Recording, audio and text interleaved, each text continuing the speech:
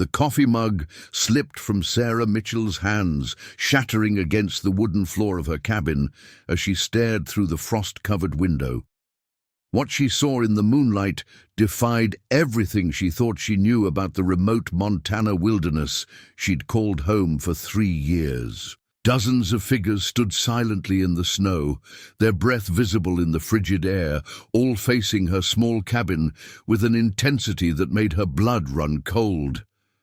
They hadn't made a sound, yet somehow she knew they'd been waiting there since sunset. The wounded man she'd pulled from the snowbank that morning was supposed to be delirious, speaking nonsense in what she assumed was delirium. But as she looked at the assembled crowd outside her door, Sarah realized that everything he'd whispered about his people coming for him might not have been the ravings of a dying man after all. Before we jump back in, tell us where you're tuning in from, and if this story touches you, make sure you're subscribed because tomorrow I've saved something extra special for you. Sarah Mitchell had chosen the isolation of Glacier Peak deliberately. After 5 years as an emergency room nurse, in Seattle, watching people die from violence, overdoses, and accidents that could have been prevented, she'd craved silence. The inheritance from her grandmother couldn't have come at a better time. A small cabin tucked into the wilderness of northwestern Montana, accessible only by a winding dirt road that became impassable for most vehicles once the snow started falling. She'd arrived in late August, spent September and October learning to split wood and winterize the cabin, and had been living completely alone since the first blizzard hit in November. Now 3 months into winter, she'd established a routine that brought her more peace than she'd felt in years. Morning coffee while watching the sunrise paint the peaks pink and gold. Afternoon hikes on snowshoes through the silent forest. Evenings by the fire, reading books she'd never had time for in the city. The nearest neighbor was 40 miles away. The closest town, Whitefish, was a 2-hour drive when the roads were clear. Sarah had enough supplies to last through spring, a generator for power and a satellite phone for emergencies. She'd found solitude healing, a chance to process years of trauma from working in crisis medicine. That morning had started like any other. She'd woken at dawn, made coffee, and was planning a longer snowshoe expedition to a frozen lake she'd been wanting to explore. The temperature was brutal. The thermometer outside her kitchen window read -18 degrees, but she'd grown accustomed to the cold. She layered on thermal underwear, wool socks, insulated pants, and her down jacket, then strapped on her snowshoes and set out. The forest was cathedral quiet, the only sounds of her own breathing and the soft crunch of snow beneath her feet. She'd been walking for about an hour, following a game trail that wound between towering Douglas firs, when she spotted something that didn't belong. A splash of dark color against the pristine white snow, partially hidden behind a fallen log at eye. First, she thought it might be a dead animal, perhaps an elk that had succumbed to the harsh winter. But as she approached, her medical training kicked in. The dark color was fabric, and beneath it was the unmistakable form of a human body. The man was unconscious, his skin pale with cold, lips blue with hypothermia. He was dressed strangely, not in the modern winter gear she'd expect from a hiker or hunter, but in what looked like handmade leather clothing, with intricate beadwork that seemed almost ceremonial. His long black hair was frozen to his scalp, and when she checked his pulse, it was weak and erratic. Sarah's emergency training took over. She assessed his condition quickly: severe hypothermia, possible frostbite on his extremities, and what looked like an infected wound on his left shoulder. He was alive, but barely. Without immediate medical attention, he would die within hours. The problem was getting him back to her cabin. He was a large man, probably 6 feet tall and well-muscled, despite his current condition.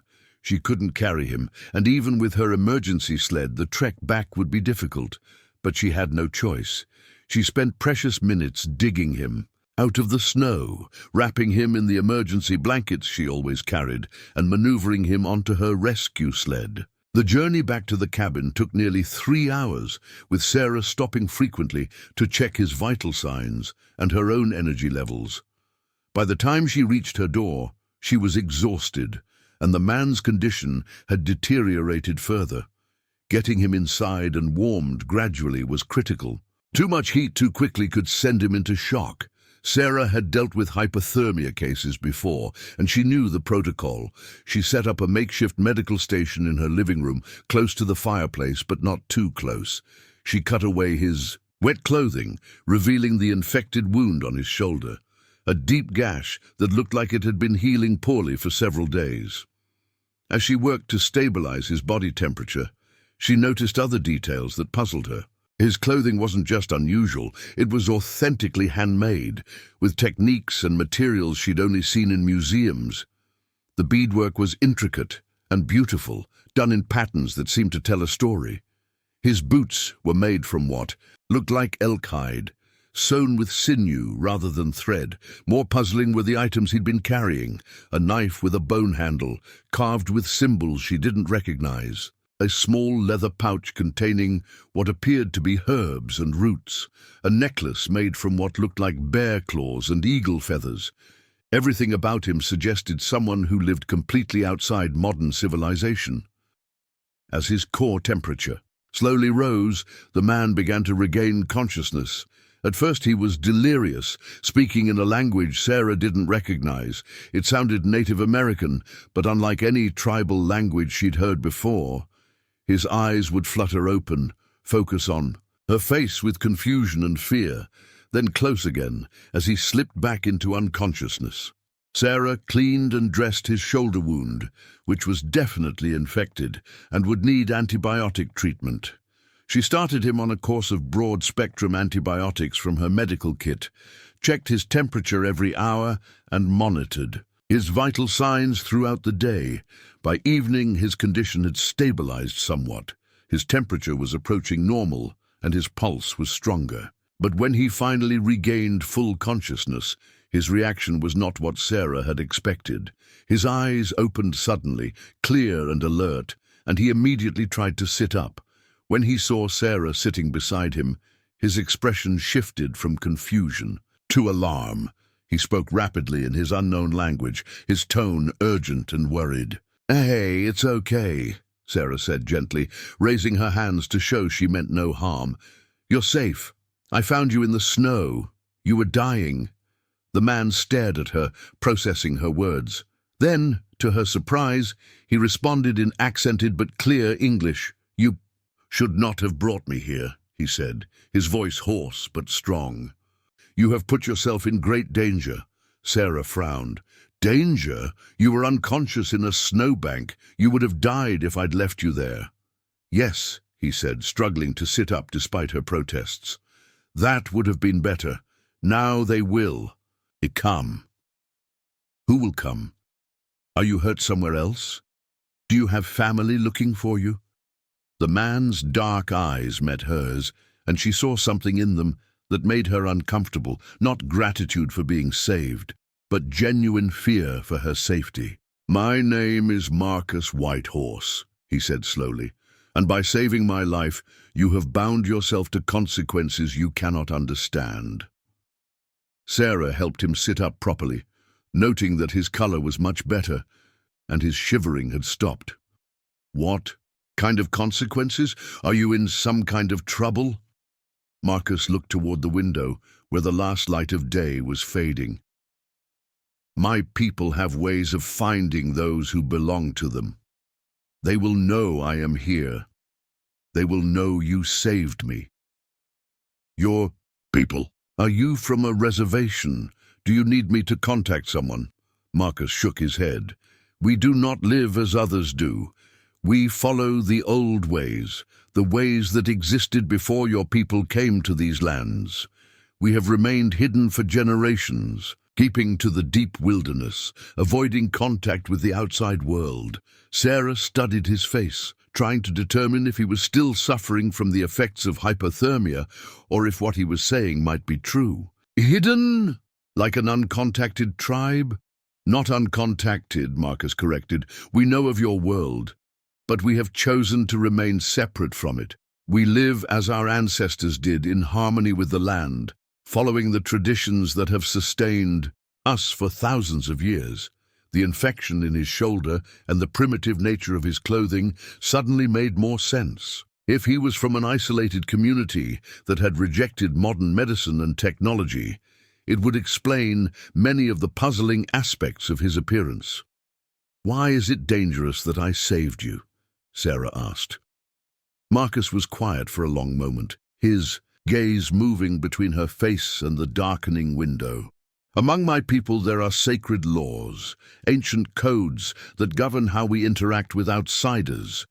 When someone from the outside world saves the life of one of our warriors, it creates a debt that must be acknowledged. A debt. I don't want anything from you. I helped because you were dying." "That is what makes it sacred," Marcus said. "You acted without expectation of reward. You risked your own safety to preserve life. This is the highest form of honor among my people."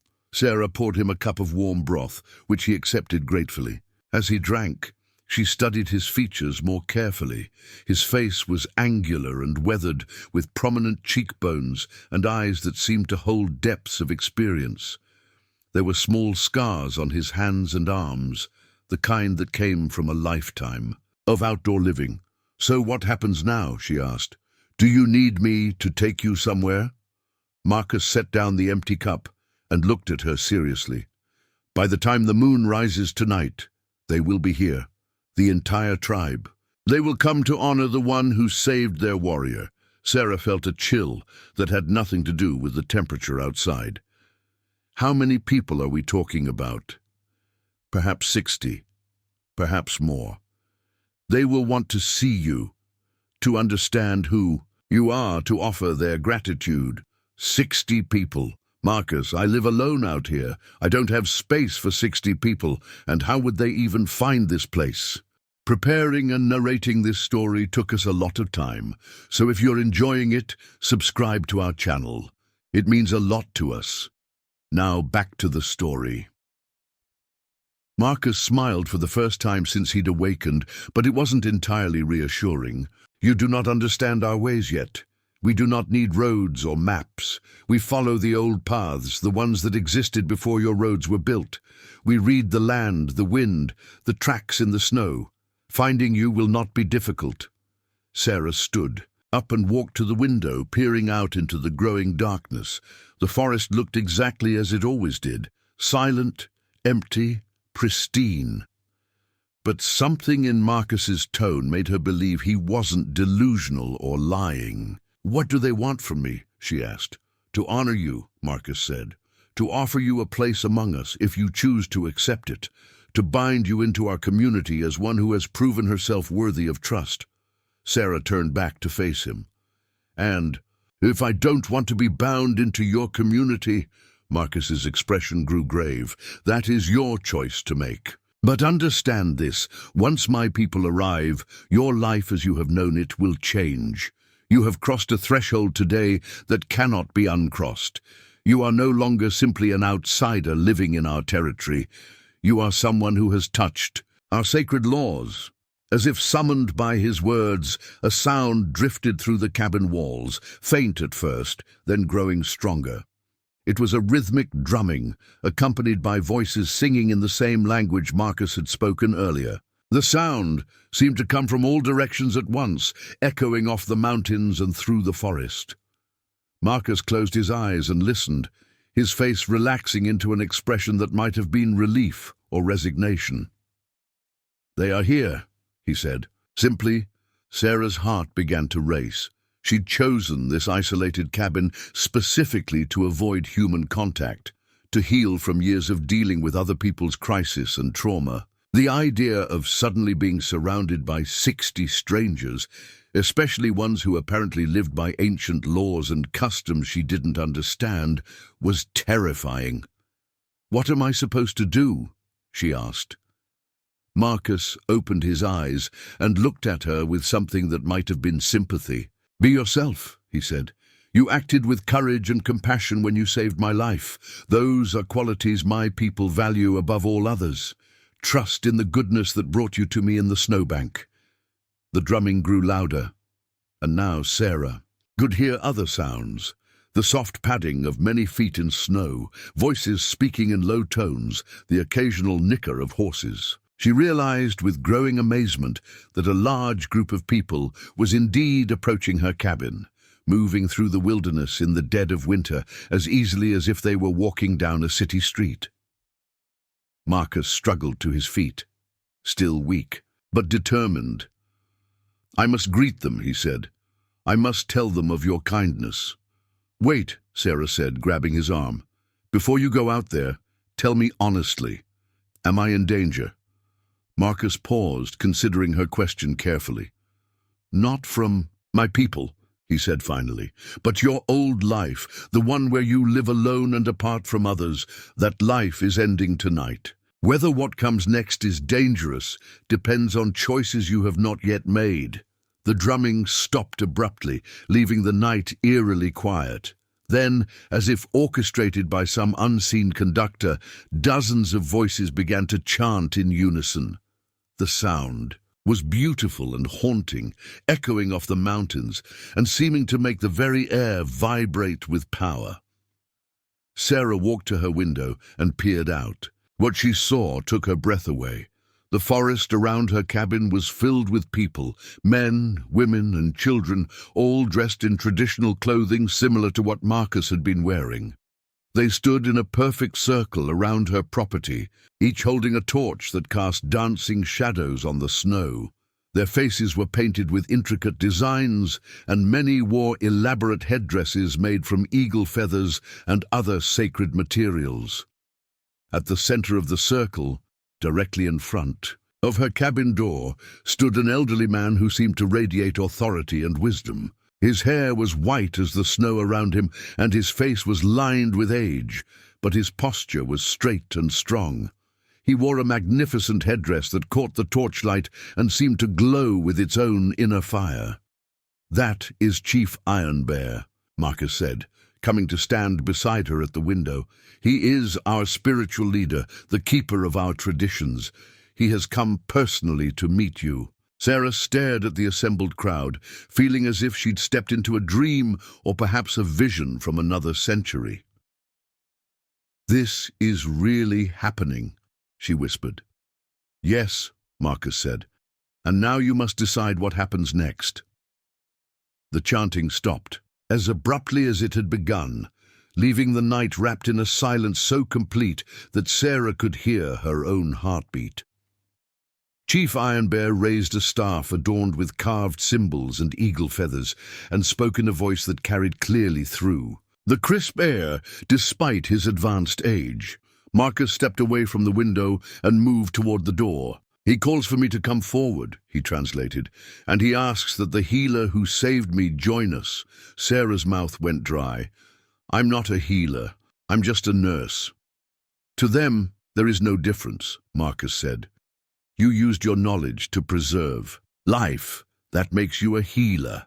Against every instinct screaming at her to stay inside, Sarah found herself following Marcus to the door. When he opened it, the cold hit her like a physical blow, but she barely noticed. The sight before her was more overwhelming than what she'd glimpsed through the window. The torchlight revealed faces of all ages, weathered elders with eyes that seemed to hold centuries of wisdom, strong men and women in their prime, teenagers who watched her with undisguised curiosity, and children who peeked out from behind their parents with wide, dark eyes. Everyone was dressed in traditional regalia that looked both ancient and lovingly maintained, with beadwork that caught the firelight in patterns that seemed to shift and dance. Chief Iron Bear stepped forward, his movements graceful despite his obvious age. When he spoke, his English was formal but clear, with an accent that suggested it was not his first language. "Sarah Mitchell of the Healing Hands," he said, inclining his head in a gesture that was somehow both respectful and regal. "I am Joseph Iron Bear, keeper of the old ways for the Whispering Pine people. We have traveled far through the cold night to stand before you." Sarah felt completely unprepared for formal speeches or ancient protocols. Hello. I just did what anyone would do. Marcus was dying. A murmur rippled through the assembled crowd, and she caught several people nodding approvingly. Chief Ironbear smiled, the expression transforming his weathered features. You speak truth simply, without seeking praise for your actions. This is the mark of one who acts from the heart rather than for recognition. He gestured to Marcus, who moved to stand beside him. Marcus Whitehorse is our strongest warrior, protector of our hunting parties, and defender of our people. That he lives tonight is because you chose compassion over caution. Marcus spoke to the chief in their native language, apparently describing the events of the morning and his rescue. As he talked, Sarah noticed how the crowd listened with complete attention, their faces serious and thoughtful. When Marcus finished, Chief Ironbear nodded slowly. He tells us you risked your own safety to bring him warmth, that you tended his wounds with great skill, and that you asked for nothing in return. The chief's eyes met Sarah's directly. Among our people, such actions create bonds that cannot be broken by time or distance. I don't understand what that means, Sarah said honestly. It means you are no longer a stranger in our territory, Chief Ironbear explained. You are one who has proven herself worthy of trust and respect. We offer you a place among us, should you choose to accept it. Sarah looked around at the dozens of faces watching her expectantly. The offer was clearly meant as a great honor, but the implications terrified her. I appreciate the gesture, but I came here to be alone. I'm not really a community person. An elderly woman stepped forward from the crowd. Her hair was braided with silver ornaments, and her clothing was even, more elaborate than the others, suggesting high status within the tribe. When she spoke, her voice carried the authority of someone accustomed to being heard. I am Elena Morningstar, keeper of our healing traditions. I have watched you through the eyes of the spirits since you carried our warrior from the snow. She moved closer, studying Sarah's face intently. You carry great pain within you, pain from seeing too much suffering, from trying to heal a world that does not wish to be healed. Sarah felt exposed under the woman's perceptive gaze. I was a trauma nurse. It's a difficult job. Yes, Elena said softly. You have given much of yourself to save others, until you had little left to give. That is why you came to this place, to find silence and restore what was taken from you. The accuracy of Elena's assessment was unsettling. Sarah had never described her burnout to anyone in such precise terms, yet this stranger seemed to understand exactly what had driven her to isolation. But healing others is not the same as healing yourself, Elena continued, and true healing cannot happen in complete solitude. The wounded spirit requires connection, purpose, belonging. I'm fine on my own, Sarah insisted, though even as she said it, she remembered the loneliness that had crept in during the long winter nights, the conversations she'd had with herself just to hear a human voice. Marcus spoke up. You saved my life, but you also saved something in yourself today. When you saw me dying in the snow, you did not hesitate. You did not think of your own comfort or safety. For the first time in months, you acted purely as a healer again. His words struck uncomfortably close to the truth. Sarah had felt something shift inside her when she'd found Marcus, a sense of purpose and urgency she hadn't experienced since leaving Seattle. Chief Ironbear raised his hand, and the crowd fell silent again. We do not ask for your answer tonight. Such decisions cannot be made in haste, but we ask that you allow us to show you our gratitude in the way of our ancestors. What does that involve? Sarah asked cautiously. A ceremony, Elena explained. A formal recognition of your deed and an invitation to join our circle. It requires nothing from you except your presence and openness to our ways. Sarah looked around at the expectant faces surrounding her. The smart thing would be to politely decline, to send them on their way and return to her quiet, solitary life. but something about the dignity and sincerity of these people made that feel like cowardice. How long would this ceremony take? Until dawn, Chief Ironbear said. The gratitude ritual must span the full night, ending as the sun rises to mark a new beginning. The practical part of Sarah's mind catalogued all the reasons this was a terrible idea. She didn't know these people. She had no idea what their ceremony involved. She was completely unprepared to host 60 strangers in her small cabin or the clearing around it. But a deeper part of her, the part that had been slowly healing during her months of solitude, was curious. When was the last time she'd been part of something larger than herself? When had she last felt truly connected to other people? "All right," she heard herself saying, "what do I need to do?" The reaction was immediate and joyful. The crowd erupted in cheers and began to sing again, their voices harmonizing in a song that seemed to celebrate both triumph and welcome. Several people rushed forward with armloads of supplies that Sarah realized they must have been carrying. All along, blankets, food, and what looked like ceremonial objects. Elena took Sarah gently by the arm. "First, you must be prepared properly. The gratitude ceremony has specific requirements." She led Sarah back into the cabin, followed by several other women who began arranging items with practiced efficiency. Within minutes, Sarah's living room had been transformed into something resembling a ceremonial space, with blankets arranged in a specific pattern and small bowls of herbs placed at regular intervals. "You must change your clothing," Elena explained, producing a bundle of fabric from somewhere. "These are appropriate garments for the ceremony." Sarah unfolded the bundle to reveal a dress unlike anything she'd ever seen. It was made from soft deer hide, dyed a deep blue, and decorated with intricate beadwork in patterns of silver and white. The craftsmanship was extraordinary, with every stitch perfect and every bead precisely placed. "This is beautiful, but I can't wear something this valuable," Sarah protested. "What if I damage it?" Elena smiled. "It was made for you." "Made for me? But you didn't know I existed until today." "The spirits knew," Elena said simply. 3 moons ago, I had a vision of a woman with healing hands who would save one of our warriors. I was instructed to prepare ceremonial clothing for her. I have been carrying this dress with me ever since, waiting for the vision to come true." Sarah stared at the dress, feeling increasingly out of her depth. "You had a vision about me specifically?" The spirits do not always speak clearly, but this vision was unusually precise. A woman living alone in the sacred mountains, one who had given much of herself to heal others and needed healing in return, one who would prove herself worthy through an act of pure compassion.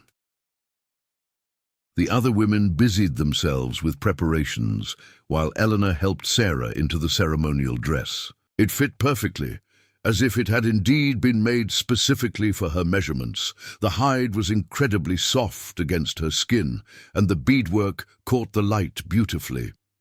"Now we must paint your face with the symbols of the healer," Elena said, producing small pots of what appeared to be natural pigments. "Each mark has meaning, telling the story of what you have done and what you have become." As Elena carefully applied the face paint, delicate lines in white and silver that spiraled across Sarah's cheeks and forehead, she explained the significance of each symbol. "These lines represent the paths of healing energy," she said, drawing curving marks from Sarah's temples down to her jawline. "They show that you are a conduit for the power that restores life." The process was meditative, and Sarah found herself relaxing despite the strangeness of the situation. Through the cabin windows, she could see the tribe setting up for the ceremony, building a large fire in the clearing, arranging seating areas, and preparing what looked like musical instruments. "Elena," Sarah said as the woman worked, "can I ask you something?" "Of course. How do you live out here? I mean, where is your community? How do you survive winters like this with children and elderly people?" Elena paused in her painting. We have lived in these mountains for longer than anyone remembers. We know every cave, every sheltered valley, every source of water. We move with the seasons, following the patterns our ancestors established thousands of years ago. But modern life, technology, medicine, education for your children. We take what serves us and leave the rest, Elena said. Some of our young people go to the outside world for education, then return to share what they have learned. We have doctors and teachers among us, people who bridge both worlds. But we have never forgotten that the old ways sustained our people long before your civilization existed, and they will sustain us long after it has passed. Sarah considered this. You're not completely isolated then? No, but we are selective. We choose our interactions with the outside world carefully, maintaining our traditions and values while adapting to changing times. It is a delicate balance. Eleanor finished the face painting and stepped back to examine her work. Perfect. You look like a true daughter of the mountains now. Sarah caught her reflection in the dark window and barely recognized herself. The ceremonial dress and face paint had transformed her into someone who looked like she belonged in this ancient ritual. But more than that, she felt different, more grounded, more purposeful than she had in months. A drum began to beat outside, its rhythm slow and hypnotic. Eleanor smiled and gestured toward the door. "It is time," she said. The ceremony begins. As they stepped outside, Sarah was amazed by the transformation of her property. The large fire cast dancing shadows across the snow, and the tribe had arranged themselves in concentric circles around it. The innermost circle consisted of the elders and what appeared to be important ceremonial figures. The outer circles included the younger adults and children. Chief Ironbear stood near the fire, now wearing an even more elaborate headdress and holding a staff topped with carved symbols. When he saw Sarah emerge from the cabin, he raised the staff high and spoke in their native language. The entire assembly responded in unison, their voices creating a sound that seemed to resonate with the mountains themselves.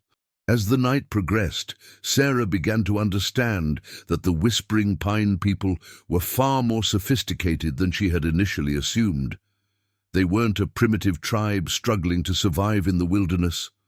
They were a thriving community that had successfully balanced traditional ways with selective modernization. Dr. Michael Bearcloud, a man in his 40s who had trained as a physician at the University of Washington, explained their approach to healthcare. "We maintain a small clinic in our main settlement," he said, "fully equipped with modern medical technology, including an emergency surgical suite. But we also employ traditional healing methods that have proven effective for our people over centuries. The combination gives us health outcomes that surpass many rural communities." "Where is your main settlement?" Sarah asked.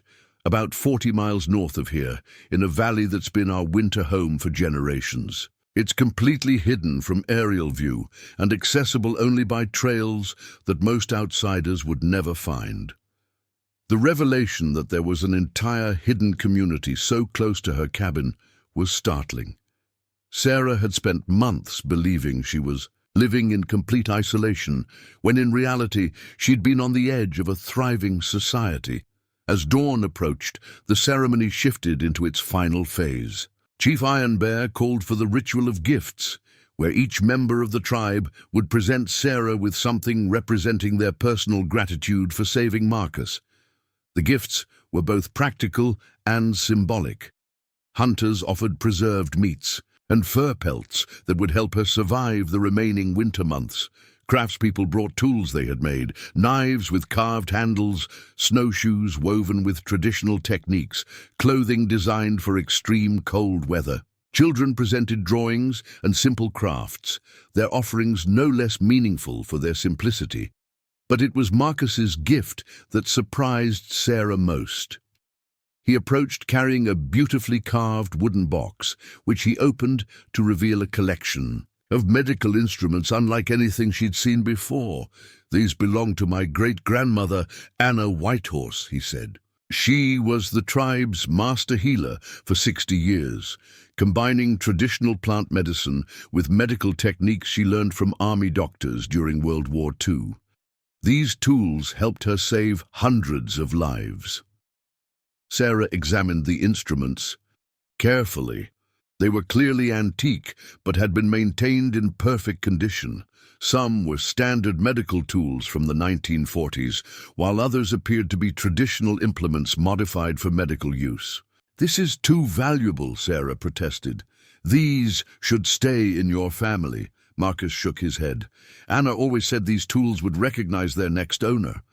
When you used your modern medical knowledge to save my life, you proved yourself worthy to carry on her work." Elena approached with the final gift, a leather-bound book that appeared to be very old. "This is Anna Whitehorse's medical journal," she said. "It contains detailed notes on traditional healing methods, plant medicines, and medical techniques developed specifically for our people. She recorded everything she learned during her 60 years as our healer." Sarah opened the journal carefully, revealing pages covered in neat handwriting, in both English and what she assumed was the tribal language. The entries were dated going back to the 1920s and included detailed drawings of plants, anatomical diagrams, and what appeared to be case studies of various medical treatments. "This is extraordinary," Sarah breathed. "It's like a complete medical textbook written specifically for your environment and people. And now it's yours," Elena said, "along with the responsibility to add your own knowledge to its pages." As the first light of dawn began to touch the eastern peaks, Chief Ironbear called for the final ritual. The entire tribe formed a large circle around the fire, which had been burning steadily throughout the night. Sarah found herself positioned between Marcus and Eleanor, with Chief Ironbear directly across from her. "Sarah keeps fire," the chief said, his voice carrying clearly in the crisp morning air. "You came to our mountains seeking solitude and healing. Instead, you found purpose and community. As the sun rises on this new day, you are reborn as a daughter of the Whispering Pine people. Your old life of isolation ends, and your new life of belonging begins." The tribe began to chant again, their voices rising with the growing light. As the sun crested the mountains and bathed the clearing in golden light, Sarah felt something profound shift inside her. The loneliness and burnout that had driven her to the wilderness seemed to dissolve, replaced by a sense of connection and purpose she hadn't felt in years. When the chanting ended, Chief Ironbear approached her one final time. "The ceremony is complete," he said. "You are now truly one of us, but being part of our community means sharing in both its joys and its responsibilities. Are you prepared to learn our ways and contribute your skills to our people's welfare?" Sarah looked around at the faces surrounding her, people who had traveled through dangerous conditions to honor her actions, who had shared their traditions and gifts, who had welcomed her into their ancient community with open hearts. For the first time since leaving Seattle, she felt like she truly belonged somewhere. "I'm ready," she said, and meant it completely. As the tribe began to pack up their ceremonial items and prepare for the journey back to their settlement, Elena approached Sarah with a proposal that would change everything. "We would like you to spend the rest of the winter with us," she said, "to learn our ways, to share your medical knowledge with our healers, and to help us prepare for the challenges ahead." "What challenges?" Elena's expression grew serious. "There are threats to our people that require both traditional wisdom and modern medical expertise, forces that would destroy our way of life if they discover our location.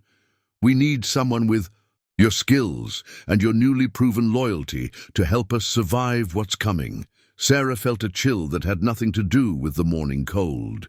"What kind of threats?" "That is a conversation for another time," Elena said. "For now, will you come with us? Will you leave this cabin and embrace your new life as one of the Whispering Pine people?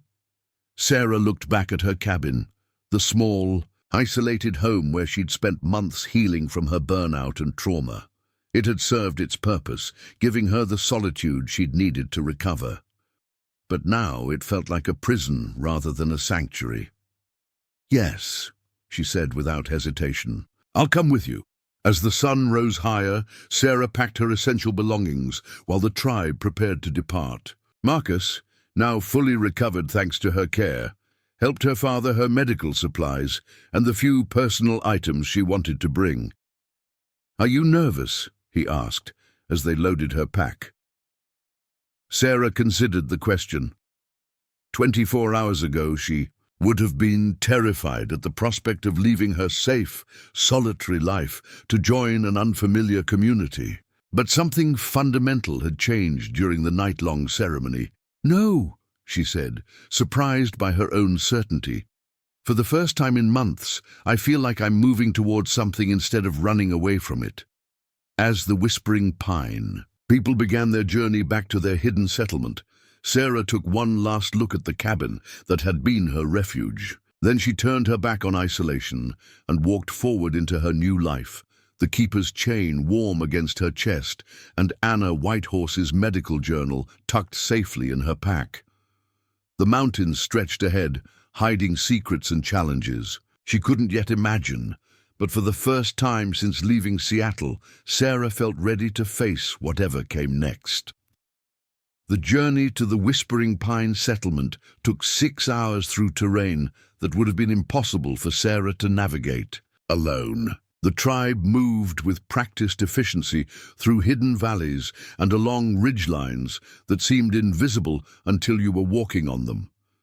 Children as young as 8 carried their own packs and kept pace without complaint, while elderly members rode on specially designed sleds pulled by the strongest adults. Sarah found herself walking beside Dr. Bearcloud for much of the journey. Despite his traditional appearance during the ceremony, he now wore modern winter gear and carried a satellite communication device that he checked periodically. "Weather system is moving in from the west," he explained when Sarah asked about the device. "We need to reach the settlement before it hits, or we'll be stuck in the open during a blizzard." The efficiency of their movement became even more impressive. As the weather began to deteriorate, what had started as a clear morning quickly turned overcast, with winds picking up and snow beginning to fall in earnest. Yet the tribe never hesitated, following paths that seemed to exist only in their collective memory. "How do you know where you're going?" Sarah asked Marcus, who had taken position as one of her guides. "These mountains are in our blood," he said. "Simply, my grandfather walked these trails and his grandfather before him. We learn them as children, not just the visible paths, but the ways the land speaks, how the wind sounds different in certain valleys, which trees grow only in specific locations, how the snow patterns reveal hidden water sources." As they climbed higher into the mountains, Sarah began to understand the incredible sophistication of the tribe's knowledge. They weren't just following ancient trails, they were reading the landscape like a complex text, interpreting signs that were invisible to her untrained eyes. The settlement, when they finally reached it, was nothing like what Sarah had expected. Hidden in a box canyon, surrounded by towering peaks, it was completely invisible from above and accessible only through a narrow gap between rock walls that could easily be missed even by someone actively searching for it. But the settlement itself was a marvel of integration between traditional and modern elements. Adobe-style buildings with solar panels and satellite dishes sat alongside traditional teepees and longhouses. Gardens protected by greenhouse structures dotted the landscape, and she could see what appeared to be a small hydroelectric facility powered by a stream that ran through the center of the community.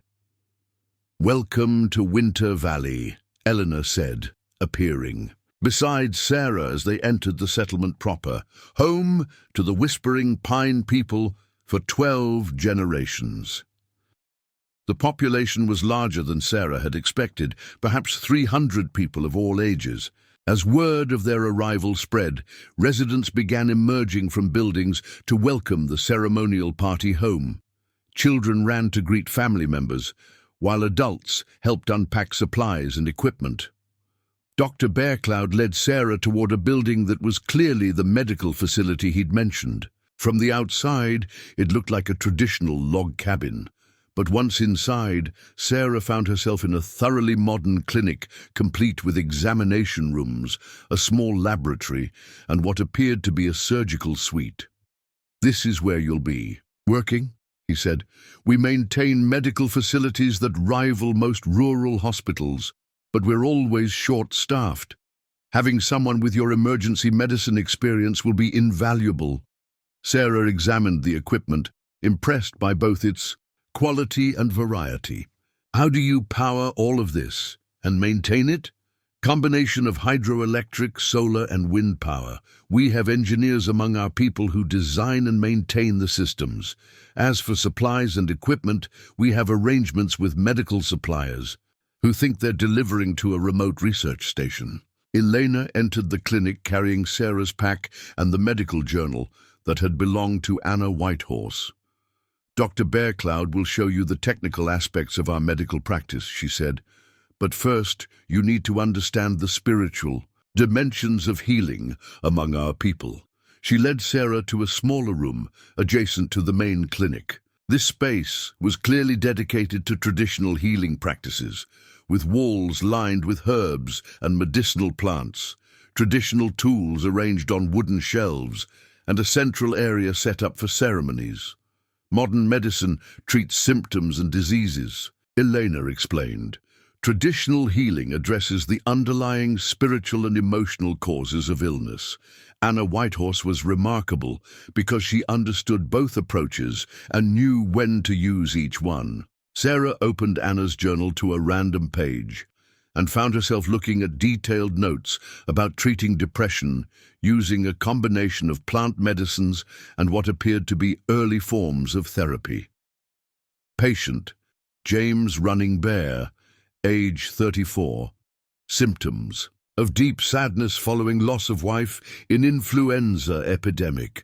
Modern doctors recommend institutionalization.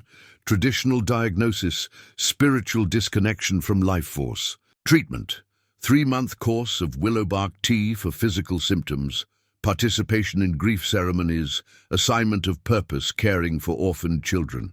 Result: full recovery within 6 months, eventually remarried and became tribal council. "Remember? She was doing holistic medicine before anyone had a name for it," Sarah said, amazed by the sophistication of Anna's approach. "Exactly, and that's what we need from you, someone who can bridge both worlds just as she did."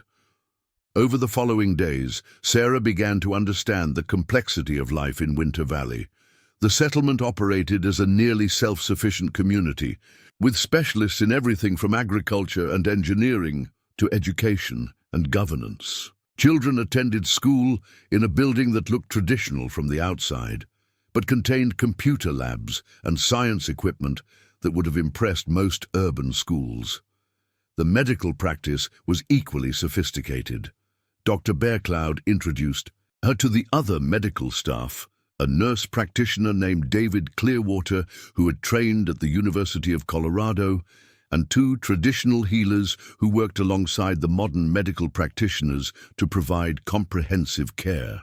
"We see about 60 patients a week during winter," Dr. Bearcloud explained. "Everything from routine checkups to emergency injuries from hunting or construction accidents. During summer, when we have visitors from other tribal communities, our patient load can triple."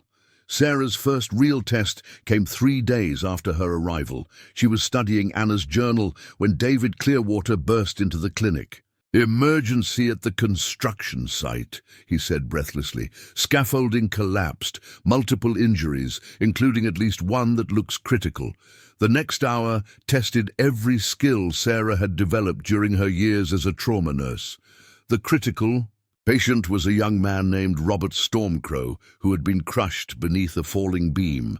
He had multiple fractures, internal bleeding, and was rapidly going into shock. Working alongside Dr. Bearcloud in the settlement's surgical suite, Sarah found herself drawing on both her emergency medicine training and techniques she'd been learning from Anna's journal. While Dr. Bearcloud addressed the internal injuries using modern surgical techniques, Sarah managed pain and shock using a combination of conventional medications and traditional plant medicines that Eleanor had taught her to prepare. The surgery lasted 4 hours, during which Sarah gained new respect for Dr. Bearcloud's skills. He performed procedures that would have challenged surgeons at major metropolitan hospitals, all while working in a facility hidden in the Montana wilderness. "He'll live," Dr. Bearcloud announced as they completed the surgery. But it was close. "Without your emergency stabilization techniques, he would have died before we could get him into surgery." Word of Sarah's performance during the emergency spread quickly through the settlement. She found herself being approached by community members who wanted to share their own medical knowledge or ask questions about techniques she'd used. But it was Elena who provided the context that made Sarah understand the real significance of what had happened. "Robert Stormcrow is the son of our chief engineer," she explained as they walked through the settlement that evening. "The man responsible for maintaining all of our power systems and water management. If he had died, it would have been more than just a personal tragedy. It would have compromised our community's ability to remain hidden and self-sufficient." "How so?" "We depend on a delicate balance of technology and traditional knowledge to maintain our way of life. Losing key specialists threatens that balance. This is why we need people like you, medical professionals who can help ensure our survival."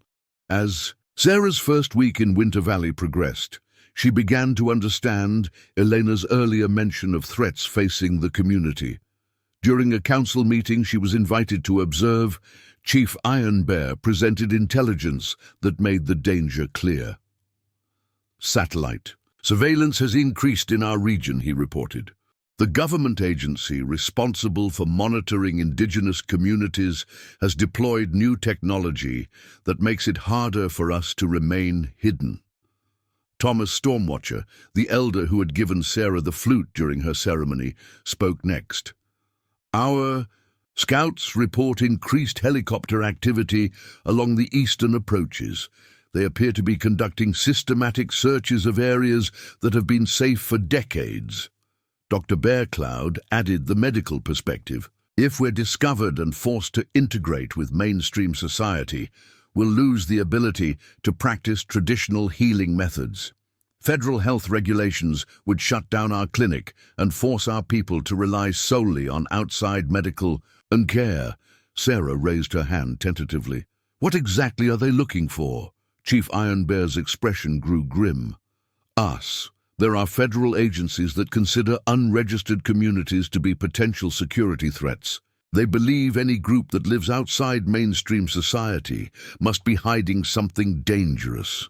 "Are you hiding something dangerous?" Sarah asked. The council members exchanged glances before Elena answered. "We're hiding our freedom, our right to live according to our ancestors' ways while selectively adopting modern innovations. That's apparently threatening enough to warrant federal investigation." Marcus spoke up from his position as head of security. "The real danger is forced relocation. If federal agents discover our location, they have the legal authority to disperse our community for safety and health reasons. Our children would be placed in mainstream schools, our elders forced into government housing, our traditional practices banned." The scope of the threat was sobering. Sarah had assumed the community's secrecy was simply a preference for privacy. She hadn't realized they were actively hiding from government agencies that could destroy their way of life. "What can be done about it?" she asked. "We have several options," Chief Iron Bear said. "We can relocate deeper into the wilderness, but that would mean abandoning infrastructure we've spent generations building. We can try to negotiate some kind of official recognition, but that would require accepting federal oversight of our practices. Or we can improve our concealment methods and hope the surveillance passes us by. Elena turned to Sarah. This is where your skills become crucial. If we're forced to relocate, we'll need medical professionals who can establish new facilities quickly. If we're discovered, we'll need advocates who understand both our traditional practices and modern medical standards. And if we have to fight for our right to exist as we are, we'll need every advantage we can get. The weight of responsibility was enormous. Sarah had joined the community, seeking belonging and purpose, but she was discovering that both came with obligations she hadn't anticipated.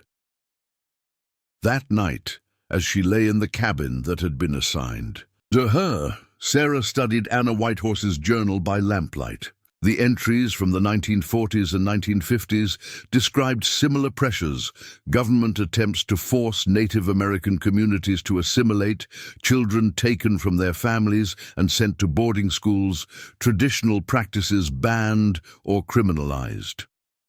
One entry stood out: the outside world fears what it doesn't understand. They see our independence as defiance, our traditions as primitive, our success at living sustainably as impossible. But we have survived by adapting without surrendering our core values. Each generation faces the challenge of preserving what matters while embracing what helps. Now it's my turn to help my people navigate these waters. Anna had faced similar challenges and found ways to protect her community while advancing their medical knowledge. Now Sarah was being called to fill a similar role, using her modern training to help preserve an ancient way of life. The next morning brought news that made the situation even more urgent. A young scout named Peter Riversong arrived at dawn with a report that chilled the entire community. Federal vehicles spotted 20 miles south of here, he announced to an emergency council meeting. Unmarked SUVs with government plates, traveling with surveying equipment and what looked like infrared detection gear. Chief Iron Bear's face was grave as he processed this information. How long before they reach our perimeter? At their current rate of progress, 3 days, Peter replied. They're conducting systematic grid searches of every valley and canyon. They'll find us unless we take action. The council immediately shifted into crisis mode. Options were debated, plans were made, and discarded. And through it all, Sarah found herself being drawn deeper into the community's survival strategy. We need someone who can interact with federal agents without arousing suspicion, Elena said, during a heated discussion about their options. Someone who has credentials they'll respect and a background they can verify. All eyes turned to Sarah. As the newest member of the community and someone with verifiable professional credentials, she was uniquely positioned to serve as a liaison if discovery became inevitable. "What would you need me to do?" Sarah asked, though part of her already knew the answer would change everything once again. Chief Iron Bear leaned forward. "We need you to be ready to become our voice to the outside world, to help us fight for our right to exist as we choose, using whatever influence and credibility your professional background provides." Sarah looked around the council chamber at the faces of people who had become her family in just over a week. These weren't dangerous radicals hiding from justice. They were a peaceful community trying to preserve their culture and way of life in an increasingly intrusive world. "I'll do whatever you need," she said, making yet another commitment that would reshape her destiny. As the council meeting concluded and plans were set in motion for the community's protection, Sarah realized that her journey from burned out trauma nurse to tribal healer was far from over. The real challenges were just beginning. The evacuation of Winter Valley began before dawn. Sarah watched in amazement as 300 people dismantled their entire community with military precision, leaving no trace that anyone had ever lived in the hidden canyon. Solar panels were removed and stored in underground caches. Electronic equipment was powered down and secured in weatherproof containers, and buildings were camouflaged to look abandoned. We've practiced this scenario every year since the community was established, explained Jennifer Blackstone, the settlement's logistics coordinator. Every family knows exactly what to take, what to hide, and where to go. Sarah's role in the evacuation was unlike anything she'd experienced. As the community's newest medical professional, she was responsible for ensuring that elderly and disabled residents could safely make the journey to their temporary refuge sites scattered throughout the mountains. Mrs. Windwalker needs her dialysis equipment, Dr. Bearcloud informed her as they packed the mobile medical supplies. The portable unit will run for 72 hours on battery power, but after that, we'll need to reach one of our backup medical caches. The complexity of maintaining medical care for vulnerable community members while fleeing into the wilderness highlighted just how precarious their situation had become. Sarah found herself making life-or-death decisions about which equipment was essential and which could be left behind. Marcus appeared at the clinic, carrying an encrypted satellite phone. "Sarah, you need to hear this," he said, his expression grim. The voice on the phone belonged to Catherine Swift-River, the young woman who was studying medicine at Johns Hopkins. She was calling from Baltimore with intelligence she'd gathered from contacts in the federal government. "The operation targeting our people is bigger than we thought." Catherine's voice crackled through the static. "It's not just a routine survey.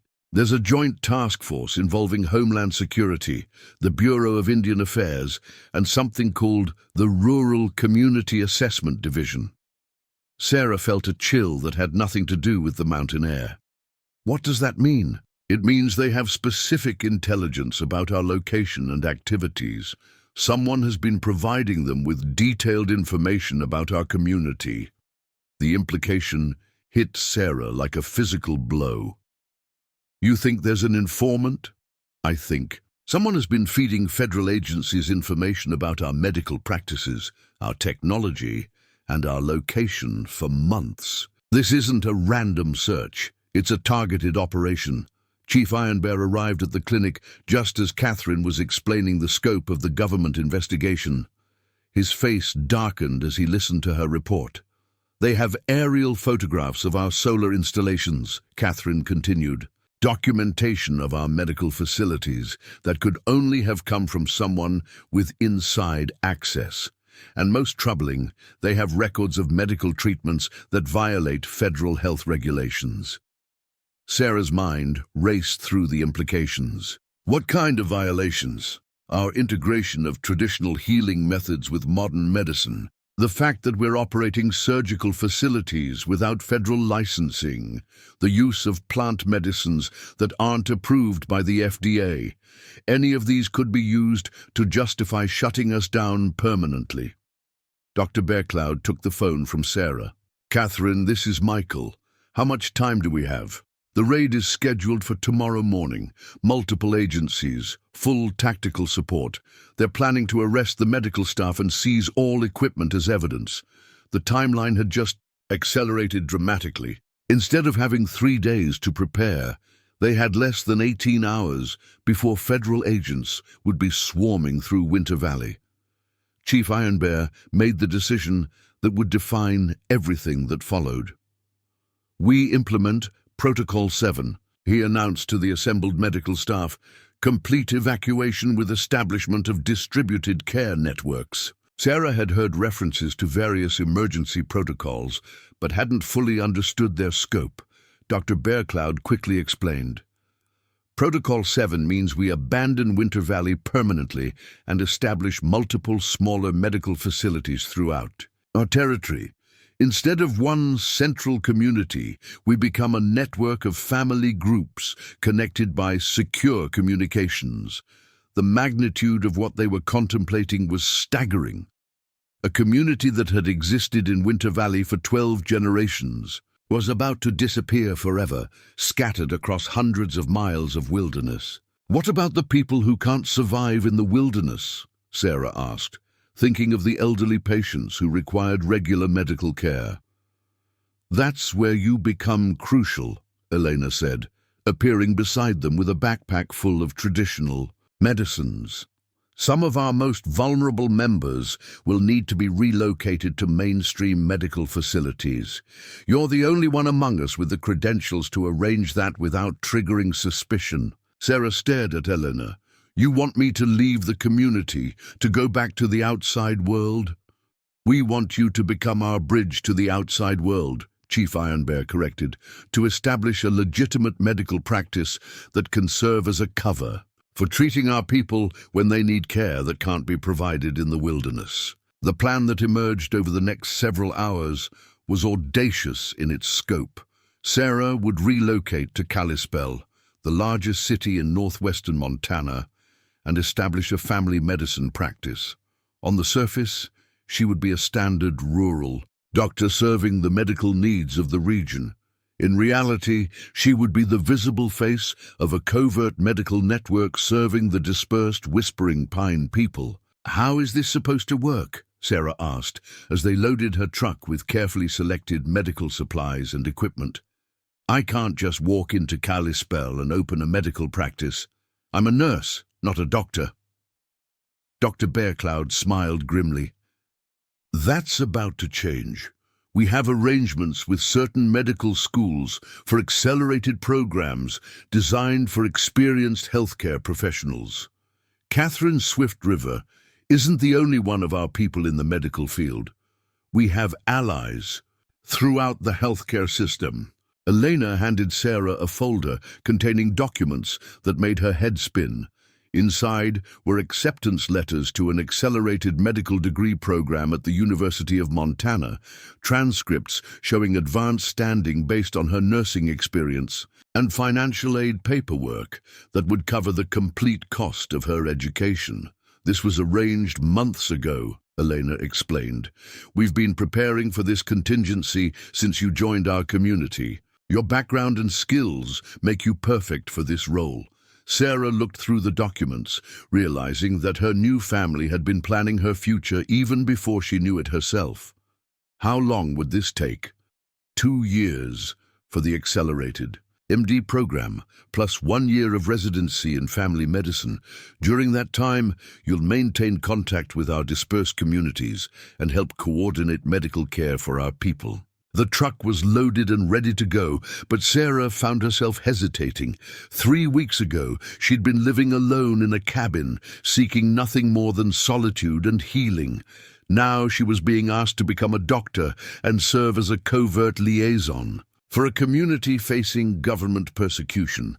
Marcus approached as she stood beside the truck, clearly torn between duty and fear.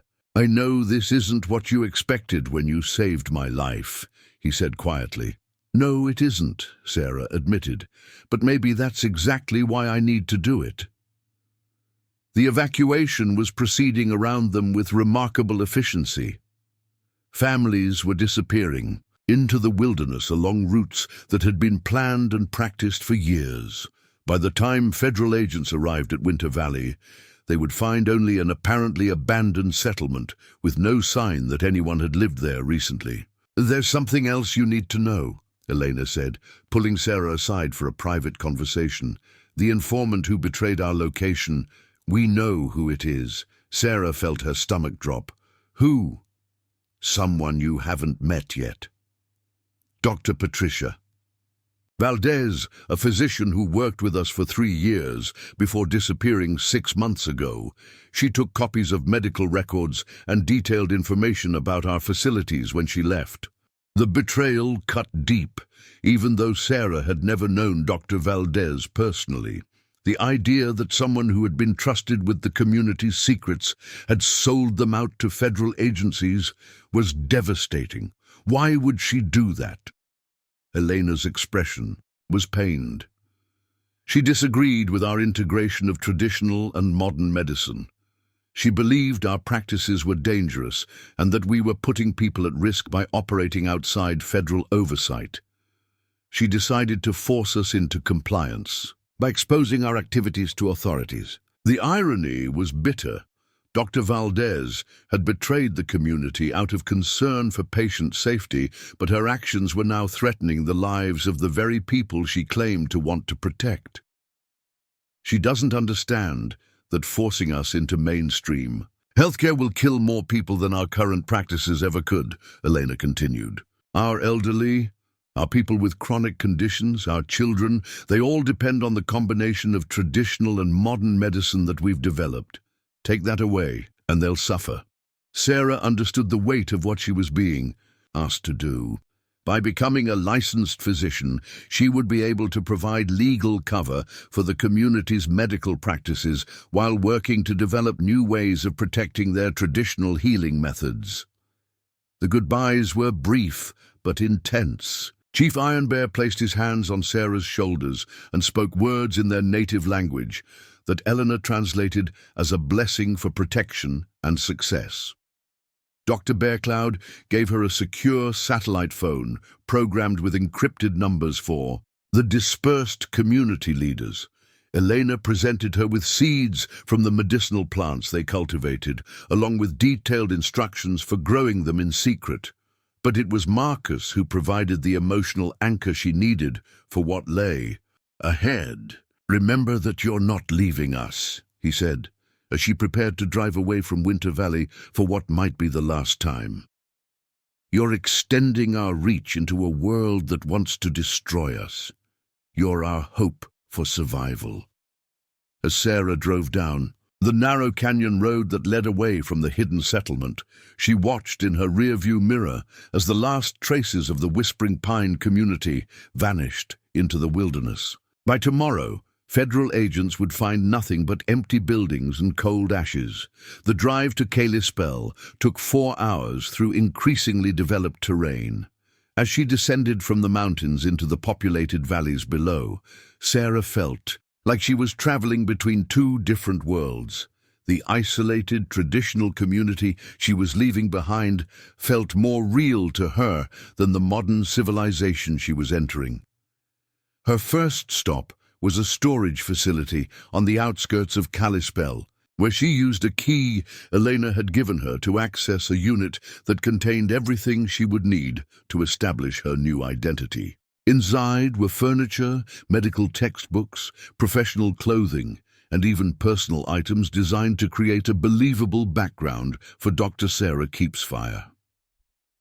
The apartment that had been rented for her was in a quiet neighborhood near the hospital, where she would complete her residency. As she unpacked her belongings, Sarah found herself marveling at the thoroughness of the community's preparation. Every detail had been considered, from medical journals subscribed in her name to a social media presence that had been maintained for months.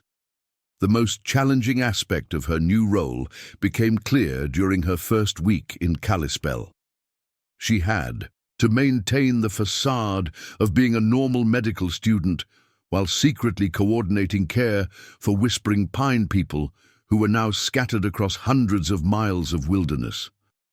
The encrypted satellite phone rang at all hours with medical consultations and emergency calls. A family group hiding in the Glacier National Park backcountry needed antibiotics for a child with pneumonia. Elderly community members who had relocated to a remote cabin near the Canadian border required refills of prescription medications. A traditional healer working with one of the dispersed groups needed advice on treating a complex fracture. Each call reminded Sarah of how many people were depending on her success in bridging the gap between their traditional lifestyle and the modern medical system. The stakes couldn't have been higher. The survival of an entire culture hung in the balance. 3 months into her medical studies, Sarah received a call that changed everything once again. Catherine Swift River was on the line from Baltimore, with news that would reshape their strategy completely. "I've been monitoring the federal investigation," Catherine reported. "The raid on Winter Valley was considered a failure. They found the settlement, but couldn't prove that anyone had been living there recently. The task force is being disbanded, but Dr. Valdez is pushing for a new approach." Sarah felt a mixture of relief and apprehension. What kind of new approach? "She's convinced the authorities that the only way to locate our people is to infiltrate the medical network she knows we're building. They're planning to send undercover agents to pose as patients, specifically targeting any medical practices that might be treating Native American patients with unusual conditions. The threat had evolved from direct confrontation to subtle infiltration. Instead of armed raids, they would now face covert surveillance designed to identify and expose their covert medical network. That means they'll be watching me, Sarah realized. Probably, Catherine confirmed, which makes your success even more critical. You need to become such a legitimate, respected physician that no one would suspect you're part of an underground medical network. As Sarah hung up the phone and returned to studying anatomy textbooks, she understood that her journey was far from over. She had saved Marcus's life by pulling him from a snowbank, but now she was engaged in a much larger rescue mission, saving an entire way of life from extinction. The keeper's chain that she still wore beneath her medical school scrubs felt heavier than ever, weighted with the responsibility of protecting a people who had trusted her with their survival. Tomorrow would bring new challenges, new threats, and new tests of her commitment to the family she had chosen and who had chosen her in return. 2 years had transformed Sarah in ways she never could have imagined. As she walked across the stage at the University of Montana to receive her medical degree, she carried with her not just the weight of academic achievement, but the hopes of an entire dispersed community who depended on her success. The accelerated program had been grueling, compressing what normally took 4 years into an intensive 2-year curriculum designed for experienced healthcare professionals. Dr. Sarah Keepsfire, her legal name now, thanks to carefully orchestrated documentation, had graduated summa cum laude and matched into a family medicine residency at Kalispell Regional Medical Center. To her colleagues and professors, she was simply an exceptionally dedicated student, with a passion for rural healthcare. None of them suspected that she spent her evenings treating patients in hidden camps throughout the Montana wilderness.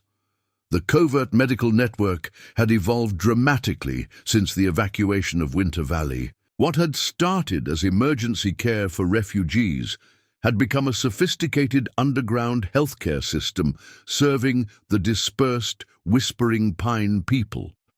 Sarah coordinated care for nearly 200 patients scattered across 3 states using a combination of encrypted communications, carefully planned wilderness rendezvous, and strategic partnerships with sympathetic healthcare providers. Her residency supervisor, Dr. Angela Morrison, had noticed Sarah's unusual expertise with traditional plant medicines and her uncanny ability to diagnose conditions that stumped other residents. "You have remarkable intuition for someone fresh out of medical school," Dr. Morrison observed during a particularly challenging case involving a patient with complex autoimmune symptoms. "Where did you learn to think outside conventional diagnostic frameworks?" Sarah had developed carefully rehearsed explanations for such questions. "I did a lot of independent study on integrative medicine during my nursing career. Traditional healing methods often reveal patterns that modern diagnostics miss."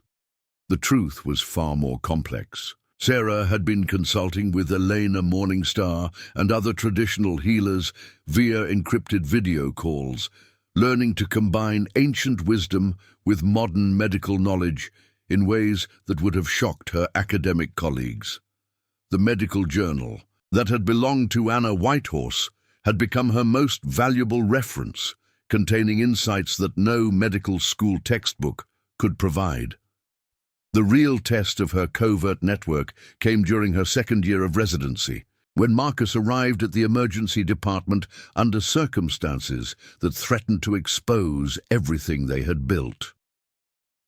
Sarah was working a night shift when the ambulance arrived.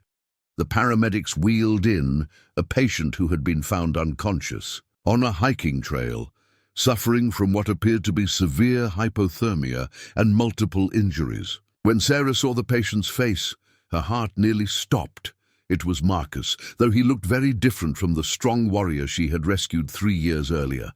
His hair had been cut short, and he was dressed in modern hiking gear, but his distinctive facial features were unmistakable. More concerning were his injuries.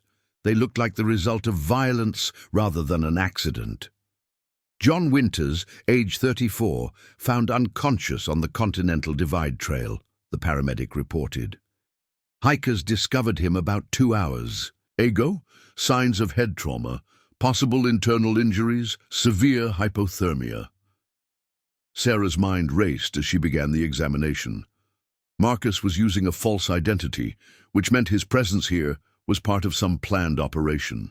But his injuries were real and serious, requiring immediate medical attention. "What's his story?" Dr. Morrison asked, joining Sarah at the trauma bay. "Appears to be a solo hiker who got into trouble," Sarah replied, working to stabilize Marcus, while desperately trying to figure out what had happened to him. "But these injuries don't match the story. This looks more like an assault than a hiking accident." As they worked to treat Marcus's injuries, Sarah noticed things that only she would recognize. Faint scars on his hands and arms that marked him as a member of the Whispering Pine people. Traditional tattoos that had been cleverly modified to look like modern designs. Most telling, a small leather pouch hidden in his jacket that contained medicinal herbs she recognized from Eleanor's teachings. Marcus regained consciousness during his second day in the hospital, and Sarah managed to be alone with him during her evening rounds. When she checked that no one was watching, she whispered in the tribal language Elena had been teaching her. "Marcus, it's Sarah. You're safe." What happened? His eyes focused on her with relief and recognition. "Sarah, they found us. The federal agents. They've been hunting the dispersed groups systematically." "How many people are involved?" Sarah asked, continuing to appear as though she was conducting a routine medical examination. "A new task force, larger than before, with better technology. They're using thermal imaging drones to locate campsites, then following up with ground teams. My group was discovered 4 days ago." Sarah's blood ran cold. "What happened to the others?" "Scattered. Eleanor and Chief Iron Bear are safe, but we lost contact with the Mountain View group and the families near Glacier Park. Dr. Bearcloud is coordinating emergency relocations, but we're running out of safe locations." The implications were staggering. The covert medical network that Sarah had spent 2 years building was under direct threat. If federal agents were actively hunting the dispersed community members, it was only a matter of time before they identified the medical connections that linked the scattered groups. "There's more," Marcus continued, his voice barely audible. "Dr. Valdez has joined the task force as a medical consultant. She's helping them identify our people based on their medical conditions and treatment patterns." The betrayal cut even deeper than before. Dr. Valdez wasn't just providing information from her time with the community, she was actively participating in their persecution. "We need to evacuate everyone," Sarah whispered. "Move the entire network to a new region." Marcus shook his head slightly. "Too late for that. They're watching all the major transportation routes. We need a different strategy." Over the following days, as Sarah continued to treat Marcus under his false identity, they developed a plan that would either save the Whispering Pine people or destroy them completely. Instead of continuing to hide from federal authorities, they would force a direct confrontation on terms of their own choosing. "We go public," Marcus explained during one of their covert conversations. "Reveal the existence of our community, our medical practices, and the persecution we're facing. Make it a civil rights issue that's too visible for the government to ignore." The strategy was risky beyond measure. Going public would mean abandoning any hope of returning to their traditional isolation, but it might be the only way to survive the systematic persecution they were facing. Sarah's role in this plan would be crucial. As a licensed physician with impeccable credentials, She would serve as the public face of the community's medical practices. She would have to defend their integration of traditional and modern healing methods while exposing the government's efforts to destroy a peaceful community. The plan required careful coordination with allies throughout the healthcare system. Catherine Swift River, now completing her emergency medicine residency at Johns Hopkins, would provide support from the academic medical community. Dr. Bearcloud would document their medical practices and outcomes to demonstrate their effectiveness. Other community members in professional positions would come forward to show that the Whispering Pine people were not dangerous radicals, but productive citizens who had chosen an alternative lifestyle. The first step was arranging Marcus's discharge from the hospital without triggering suspicion. Sarah falsified his medical records to show a complete recovery from his hiking accident, ensuring that no follow-up care would be required. She also used her access to hospital systems to research other patients who might be members of the dispersed community, checking for anyone who might have been captured or identified by federal agents. What she found was deeply troubling. Over the past 6 months, several Native American patients had been treated at regional hospitals for injuries consistent with what Marcus had suffered. The pattern suggested that federal agents had been systematically locating and confronting community members, often using violence to force compliance. The evidence of government persecution would be crucial for their public relations strategy. Sarah carefully documented each case, building a medical record that showed a pattern of violence against peaceful community members. The documentation would be explosive when released to the media. Meanwhile, communications with the dispersed groups revealed the scope of the crisis they were facing. Nearly half of the original Winter Valley population had been located by federal agents and forced to relocate to government-approved housing. Children had been taken from their families and placed in mainstream schools. Elderly community members had been moved to nursing homes where they were denied access to traditional medicines. The systematic destruction of their community was proceeding exactly as Chief Ironbear had feared. The federal government was using bureaucratic procedures and legal technicalities to accomplish what direct force had failed to achieve: the complete dissolution of the Whispering Pine people as a distinct community. Sarah's final night shift at Kalispell Regional Medical Center was bittersweet. In 3 years, she had transformed from a burned-out trauma nurse into a fully licensed physician with a promising career ahead of her. But she was about to abandon that career to fight for something more important than professional success. Dr. Morrison approached her during the quiet hours before dawn. "Sarah, I have to ask you something, and I want an honest answer." Sarah's heart raced, wondering if her supervisor had discovered her covert activities. "What's your question? Are you involved with some kind of underground medical network serving undocumented communities?" The directness of the question caught Sarah off guard. "Why would you ask that?" Dr. Morrison smiled knowingly. "Because I've been practicing rural medicine for 20 years, and I've never seen a resident with your combination of skills and knowledge. You diagnose conditions using methods that aren't taught in any medical school. You have access to plant medicines that most doctors have never heard of, and you seem to know exactly how to treat injuries that look suspiciously like the result of law enforcement encounters." Sarah realized that her carefully maintained cover had been more transparent than she'd believed. "Are you going to report me?" "Report you for what?" "Providing excellent medical care to underserved populations." Dr. Morrison's expression grew serious. "Sarah, I've been watching you for 2 years. Whatever you're involved in, it's making you a better doctor than most physicians with decades of experience, but I'm worried about what it might cost you personally." The conversation that followed changed everything once again.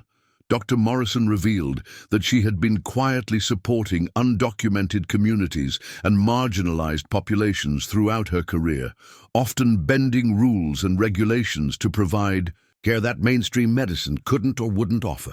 If you're fighting for people who can't fight for themselves, you have my support, Dr. Morrison said. But you need to be careful. There are forces in the medical establishment that don't tolerate challenges to conventional practice. As dawn broke over the Flathead Valley, Sarah made her final decision.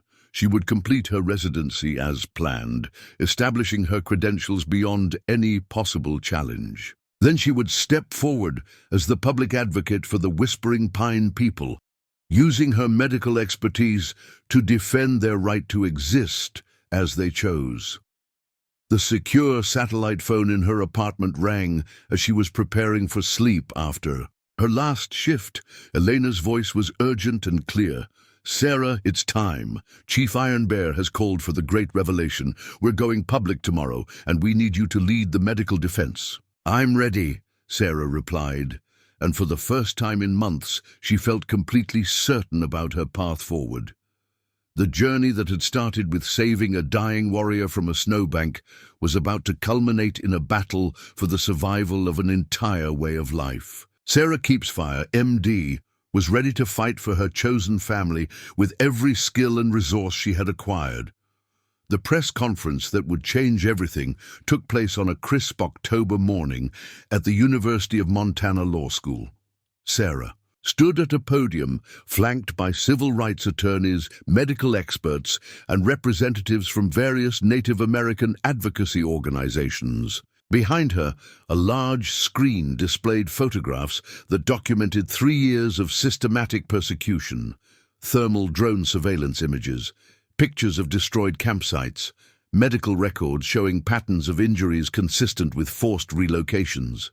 But the most powerful evidence was standing in the audience. Nearly 50 members of the Whispering Pine people had emerged from hiding to attend the press conference, including Chief Iron Bear, Elena Morningstar, and Dr. Bearcloud. Their presence transformed what could have been dismissed as academic allegations into a human story that demanded attention. Sarah had spent weeks preparing for this moment, working with attorneys from the American Civil Liberties Union and the Native American Rights Fund to build an unassailable case. The medical documentation she had gathered during her residency provided irrefutable evidence of government overreach and persecution. "My name is Dr. Sarah Keepsfire," she began, her voice steady, despite the cameras and reporters filling the auditorium. 3 years ago, I was a burned-out trauma nurse seeking solitude in the Montana wilderness. Today, I stand here as a licensed physician and adopted member of the Whispering Pine people, a community that has been systematically persecuted by federal agencies for the crime of choosing to live according to their traditional values. The story she told captured national attention within hours. Major news networks picked up footage of the press conference, focusing on the dramatic contrast between the peaceful, dignified community members and the evidence of government violence against them. Social media exploded with hashtags demanding justice for the Whispering Pine people, but the real impact came from the medical evidence Sarah presented. Working with Dr. Bearcloud and other healthcare professionals, she had compiled comprehensive data showing that the community's integration of traditional and modern medicine produced health outcomes superior to those achieved by conventional rural healthcare systems. The Whispering Pine people have developed medical practices that combine the best of ancient wisdom with modern scientific knowledge, Sarah explained to the assembled reporters. Their approach to healthcare has resulted in lower rates of diabetes, heart disease, and mental health issues compared to similar populations served by conventional medicine. Yet federal agencies have targeted them for persecution specifically because their success challenges conventional healthcare paradigms. The medical establishment's response was swift and divided. Progressive physicians and researchers rallied, to support the community's innovative approaches, while conservative medical organizations questioned the safety and legality of their practices. The controversy generated exactly the kind of public attention the Whispering Pine people needed to survive. Dr. Patricia Valdez's response came 3 days later in the form of a competing press conference organized by the federal task force that had been hunting the community. Standing beside representatives from Homeland Security and the Bureau of Indian Affairs, she presented her own version of events. Dr. Keepsfire and her associates are practicing medicine without proper oversight or licensing, Valdez declared. They've created an underground medical network that operates outside federal safety regulations, putting vulnerable populations at risk. The government's actions have been necessary to protect public health. The battle lines were drawn clearly. On one side stood the Whispering Pine people and their growing coalition of supporters, arguing for the right to maintain their traditional lifestyle while selectively adopting modern innovations. On the other side was the federal bureaucracy, supported by conventional medical organizations that viewed any deviation from standard practice as dangerous. The legal battle that followed would test every relationship Sarah had built during her time in the medical community. Dr. Morrison from Kalispell Regional Medical Center testified on behalf of the community, describing Sarah's exceptional medical skills and the positive outcomes she had observed. Catherine Swift River took a leave of absence from her emergency medicine residency to join the legal team, using her connections in academic medicine to generate support from prestigious medical schools. But the government had resources and legal authority that seemed overwhelming. Federal prosecutors filed charges against Sarah and Dr. Bearcloud for practicing medicine without proper federal oversight, specifically targeting their use of traditional plant medicines and their operation of medical facilities outside the conventional healthcare system. The preliminary hearing took place in federal court in Great Falls, Montana. Sarah sat at the defendant's table wearing the professional attire of a respected physician, but around her neck she wore the keeper's chain that marked her as a member of the Whispering Pine people.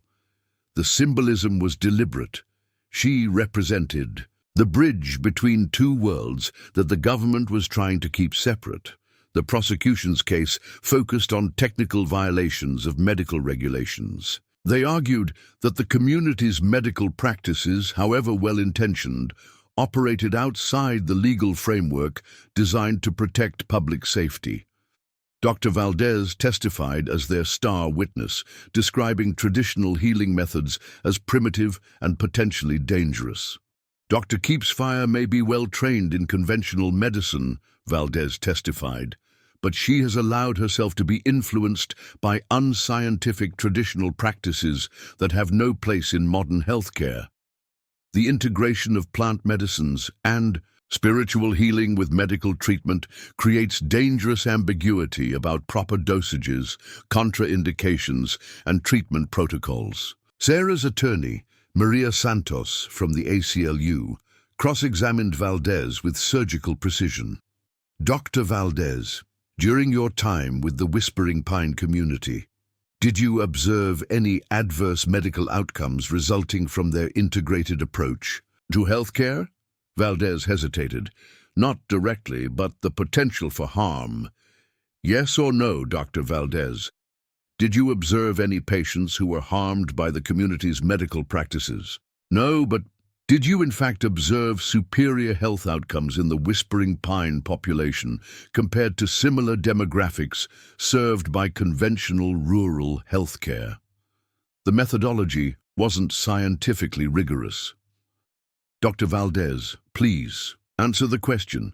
Were the health outcomes better or worse than conventional care? Better, statistically speaking, but correlation doesn't imply causation. The exchange highlighted the fundamental weakness in the government's case. They could argue about regulatory compliance and theoretical risks, but they couldn't point to actual harm caused by the community's medical practices. Sarah's defense testimony lasted an entire day. She walked the court through her medical training, her experience as a trauma nurse, her accelerated medical degree, and her residency performance. She explained the scientific basis for traditional plant medicines, citing peer-reviewed research that supported many of the healing methods used by the Whispering Pine people. But the most powerful moment came when she described her first encounter with Marcus in the Snowbank 4 years earlier. "Your Honor, when I found Marcus Whitehorse dying in the snow, I didn't stop to consider federal regulations or bureaucratic compliance.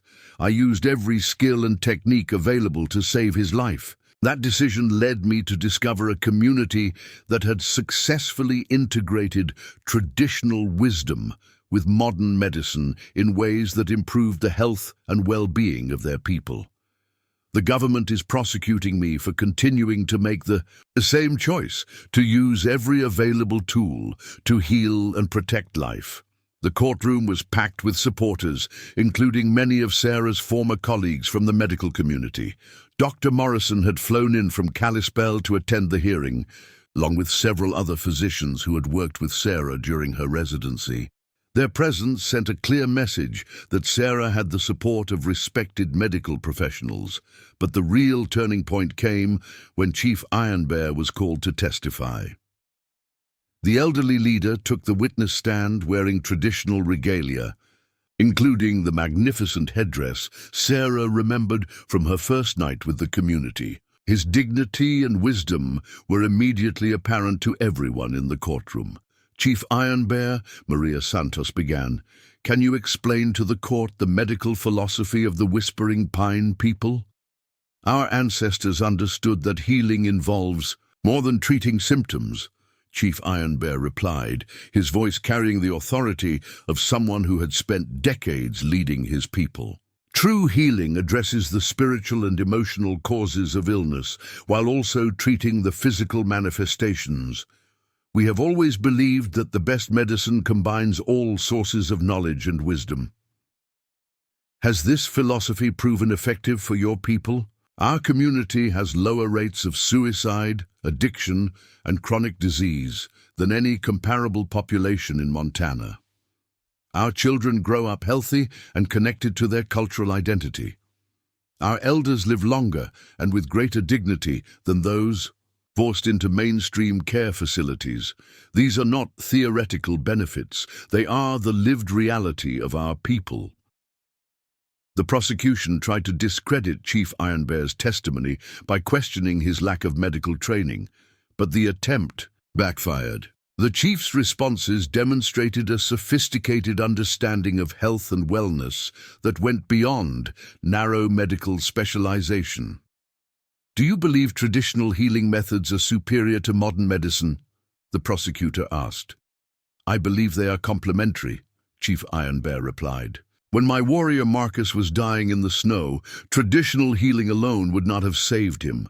Dr. Keepsfire's modern medical training was essential, but her willingness to learn our traditional methods has made her a more complete healer than either approach could produce alone." As the hearing continued over several days, a broader narrative emerged that transcended the specific legal charges. The case became a symbol of conflicts between federal authority and indigenous rights, between institutional medicine and alternative approaches, between the desire for regulatory control and the need for medical innovation. Media coverage intensified when several prominent medical schools announced support for the Whispering Pine community's approach to healthcare. Harvard Medical School released a statement calling for further research into integrative medicine practices. Johns Hopkins established a fellowship program for studying traditional healing methods.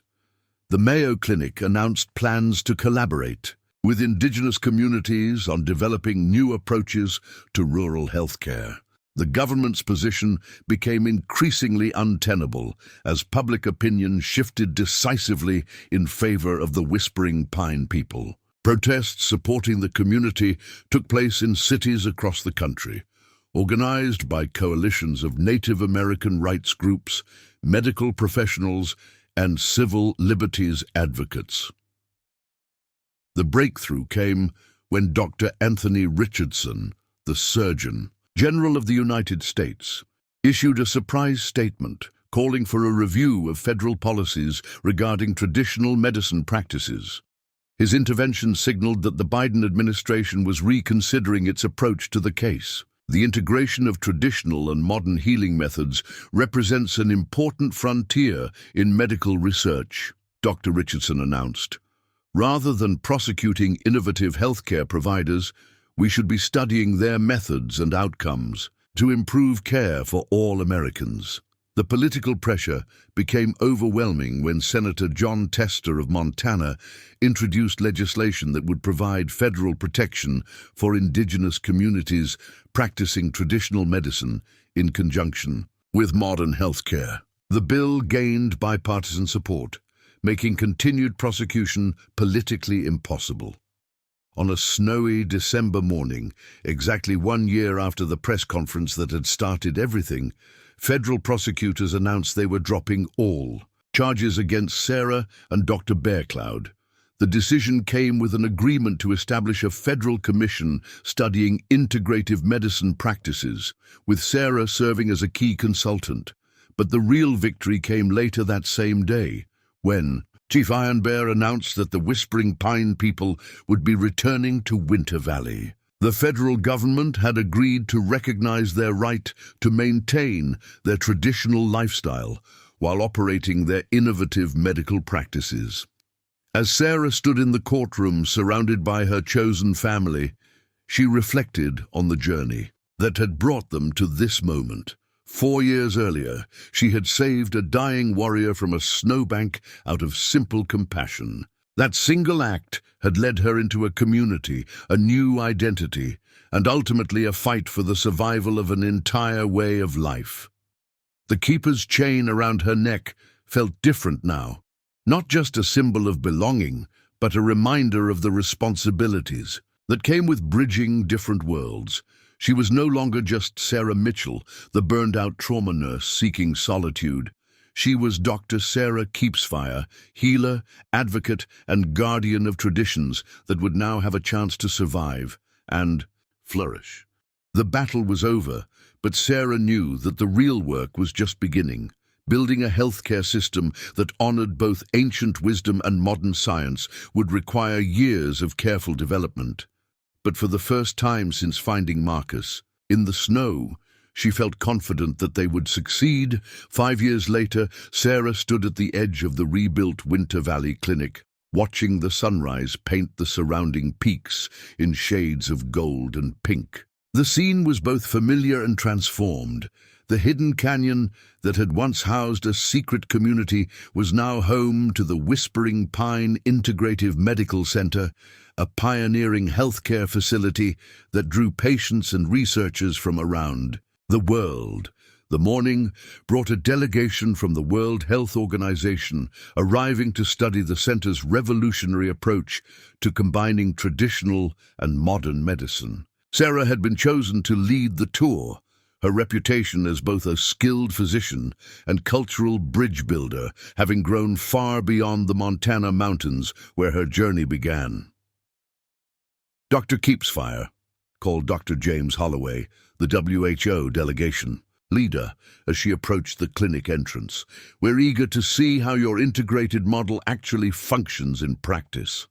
Sarah smiled, remembering her first overwhelmed reaction to the tribe's ceremonial gathering 5 years ago.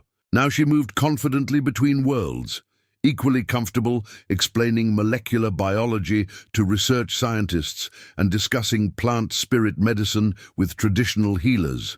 The clinic itself embodied this integration. Modern diagnostic equipment, shared space with traditional healing tools, laboratory analysis of blood samples happened alongside consultations with elders who read energy patterns in patients' auras. The surgical suite, where Dr. Bearcloud performed complex operations, was adjacent to ceremonial rooms where healing songs and sacred plants prepared patients for recovery. Our success comes from recognizing that healing involves more than just treating disease, Sarah explained as they toured the facilities. We address the physical, emotional, spiritual, and social factors that contribute to illness. Traditional healers identify underlying imbalances that conventional medicine often misses, while modern technology provides precision and life-saving interventions when needed. The statistics were impressive. Patient satisfaction rates exceeded 95%. Recovery times for surgical procedures were 30% faster than national averages. Chronic disease management outcomes surpassed those of major medical centers. Most remarkably, healthcare costs were 40% lower than comparable rural facilities. Catherine Swiftriver, now Dr. Swiftriver and the center's director of emergency medicine, joined the tour as they visited the trauma bay. Her hybrid approach to emergency care, combining rapid modern interventions with traditional shock treatment using specific plant medicines, had become a model studied by emergency departments nationwide. The key insight, Catherine explained, to the fascinated WHO observers is that trauma affects more than just physical systems. Traditional healing methods can stabilize patients emotionally and spiritually while we address their physical injuries, leading to faster recovery and fewer complications. But the most powerful demonstration came when they visited Elena Morningstar in the traditional healing wing. Now recognized as the center's chief of integrative medicine, Elena was treating a young woman with chronic fatigue syndrome that had resisted conventional treatment for 3 years. "Western medicine has treated your symptoms excellently," Elena was explaining to the patient, "but hasn't addressed the spiritual exhaustion that underlies your physical depletion. We'll continue your current medications while also restoring your connection to natural energy sources." The treatment plan Elena outlined combined vitamin supplementation and sleep studies with traditional ceremonies designed to restore the patient's sense of purpose and connection to community. The WHO delegation watched in amazement as Elena explained how childhood trauma, social isolation, and spiritual disconnection had created the conditions for chronic illness. "This is precisely what we've been missing in global healthcare," Dr. Holloway murmured to Sarah.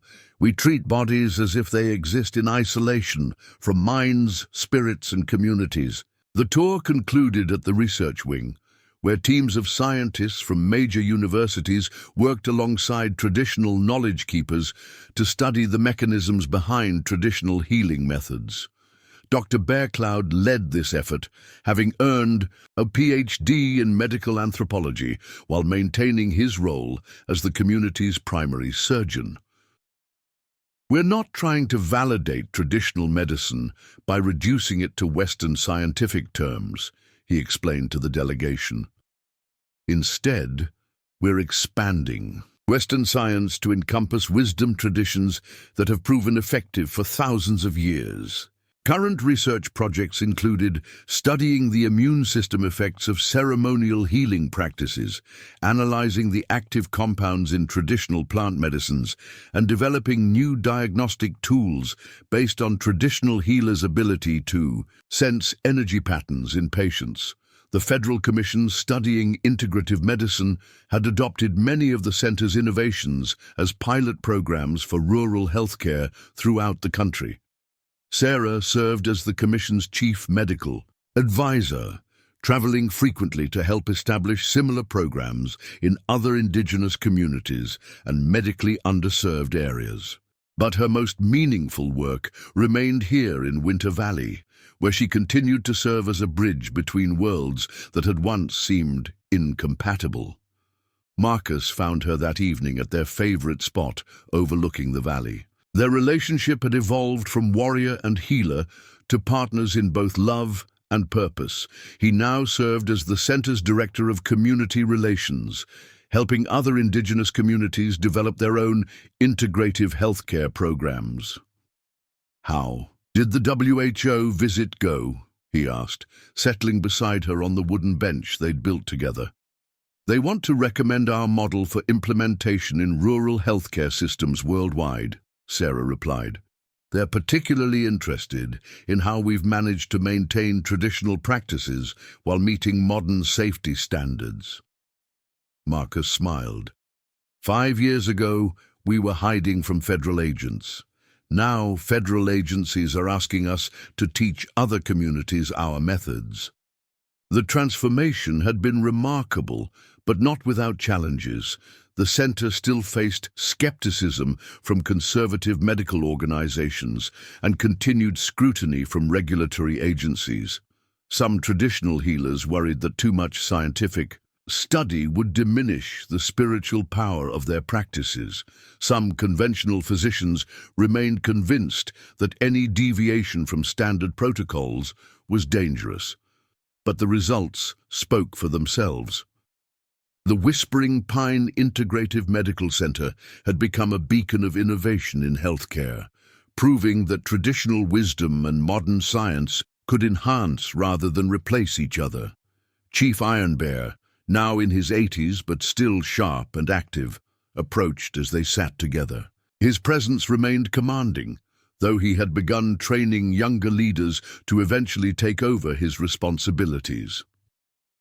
"Sarah," he said, using her original name in the intimate way reserved for family, "there is something I must tell you before the council meeting tomorrow." Sarah turned to face him, noting the serious expression that suggested important news. "The International Council of Indigenous Peoples has asked us to host the World Conference on Traditional Medicine next year," he continued. "They want our center to be the focal point for a global discussion about preserving and integrating traditional healing practices." The honor was immense, but Sarah understood the implications. Hosting such a conference would bring even more attention to their community, along with greater responsibility for representing indigenous healing traditions worldwide. "Are we ready for that level of visibility?" she asked. Chief Ironbear's weathered face showed a mixture of pride and concern. "Ready or not, we have become symbols of what's possible when different knowledge systems work together rather than competing. The world needs what we've learned here." As darkness settled over Winter Valley, Sarah reflected on the journey that had brought her to this moment. The burned-out trauma nurse who had fled to the wilderness seeking solitude had become a leader in global healthcare innovation. The simple act of saving a dying warrior from a snowbank had led to transforming how the world thought about healing. The keeper's chain still hung around her neck, its weight familiar after all these years. But its meaning had evolved. It no longer just marked her as an adopted member of the Whispering Pine people. It represented her role as a keeper of bridges between worlds that desperately needed to connect. Tomorrow would bring new challenges, new responsibilities, and new opportunities to serve as a bridge between traditional wisdom and modern knowledge. But tonight, Sarah was content to sit in the peaceful valley that had become her true home, surrounded by the family she had chosen and who had chosen her in return. The stars emerged one by one above the mountain peaks, the same stars that had witnessed her first ceremony 5 years ago, but Sarah was no longer the lost soul seeking healing in isolation. She had found her purpose in bringing healing to others, and in doing so, had discovered the deepest healing of all, the knowledge that she truly belonged somewhere, and that her life's work mattered. The warrior she had saved from the snowbank had saved her in return, leading her to a destiny she never could have imagined, and this was only the beginning. Up next, you've got 2 more standout stories right on your screen. If this one hits the mark, you won't want to pass these up. Just click and check them out. And don't forget to subscribe and turn on the notification bell so you don't miss any upload from us.